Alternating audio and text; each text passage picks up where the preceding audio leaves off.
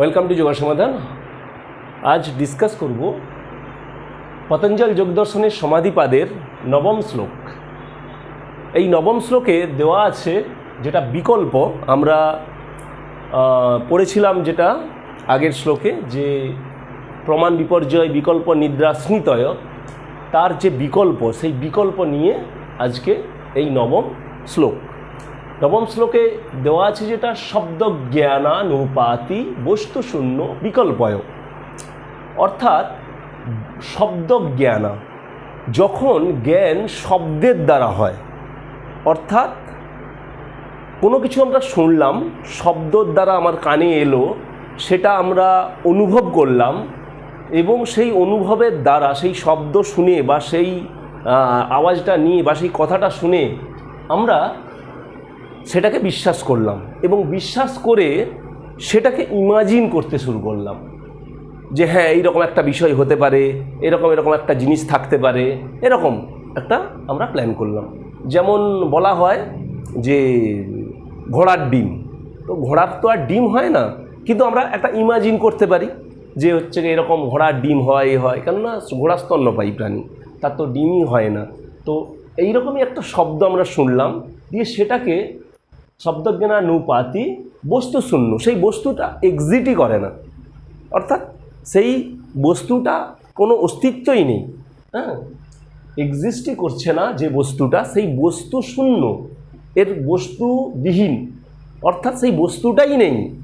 অথচ সেই যে শব্দ শুনলাম সেইটাকে ইমাজিন করে, সেইটাকে ভেবে আমরা কি করছি না, সেটাকে একটা বস্তু হিসেবে আমরা সেটাকে ইমাজিন করছি, করে এই যে জিনিসটা এক্সিস্ট করছে না, সেই জিনিসটাকে যে আমরা বস্তু হিসেবে ইমাজিন করছি, সেই কন্ডিশনটাকেই হচ্ছে বলছে বিকল্প।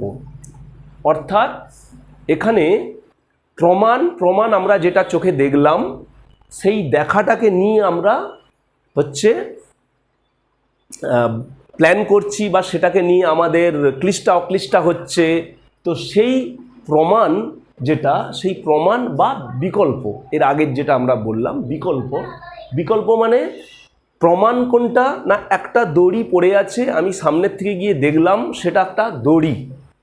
বিকল্প কি, সেটাকে আবছা দেখে বা সেটাকে খুব ভালো করে নলেজ না নিয়ে আমরা কি করলাম, সেই দড়িটাকে সাপ ভেবে বসলাম, তাহলে এটা হচ্ছে বিকল্প। আর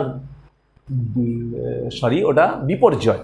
আর বিকল্প কি না, বিকল্পটা হচ্ছে এইটা সাপ বা দড়ি কোনোটাই না, এমন একটা কিছু আমি ইমাজিন করছি যে সেই বস্তুটাই নেই, এটা হচ্ছে গিয়ে বিকল্প। তো এখানে একটা এক্সাম্পল দিয়ে বললে বোঝা যাবে যে আমি বাড়িতে একটা হাঁস নিয়ে এলাম, এবং সেই হাঁসটাকে আমি ভাবছি, রাত্রেবেলা হাঁসটাকে নিয়ে এসে রাত্রেবেলা শুয়ে আমি এরকম ভাবছি যে এই হাঁসটা টোটাল গত 3 মাসে এ প্রতিদিন একটা করে ডিম দেবে, তাহলে 3 মাসে 90টা ডিম হবে। সেই 90টা ডিম আমি কি করব না, 90টা ডিমকে আমি ফোটালে আমার 90টা বাচ্চা হবে।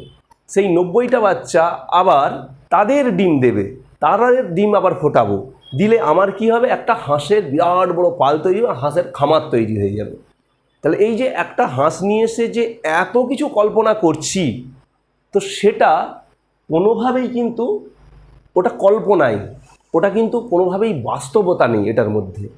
তাহলে এই যে কল্পনাতে আমরা এরকম কিছু একটা ভেবে রাখছি বা কিছু একটা নিয়ে আমরা চিন্তা করছি, একটা ভুলভাল চিন্তা, সেটাকেই হচ্ছে গিয়ে শব্দ জ্ঞানানুপাতি বলছে, এবং যেটা বস্তুশূন্য, তার কোনো বাস্তবিক কোনো রূপই নেই। তাহলে এই কন্ডিশন যেটা হচ্ছে, এটা হচ্ছে গিয়ে ক্লিষ্টা, আমাদেরকে কষ্ট দেয়। সুতরাং এই যে বিকল্প হচ্ছে গিয়ে আমাদের কাছে একটা ইমাজিনেশন মাত্র, এর কোনো বাস্তবিক কোনো প্রেক্ষাপটই নেই, বা এর কোনো বস্তু বলে কোনো বিষয় নেই, এটা বস্তু শূন্য, অর্থাৎ বস্তু বাস্তবিক কোনো এর রূপ আমরা দিতে পারি না।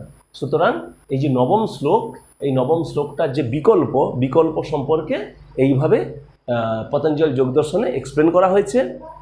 আমরা নেক্সট শ্লোকে যাব, তো আপনারা ওয়াচ করুন পরের ভিডিও, যেখানে হচ্ছে আমরা 10 নম্বর শ্লোক নিয়ে আলোচনা করা হয়েছে। Thank you.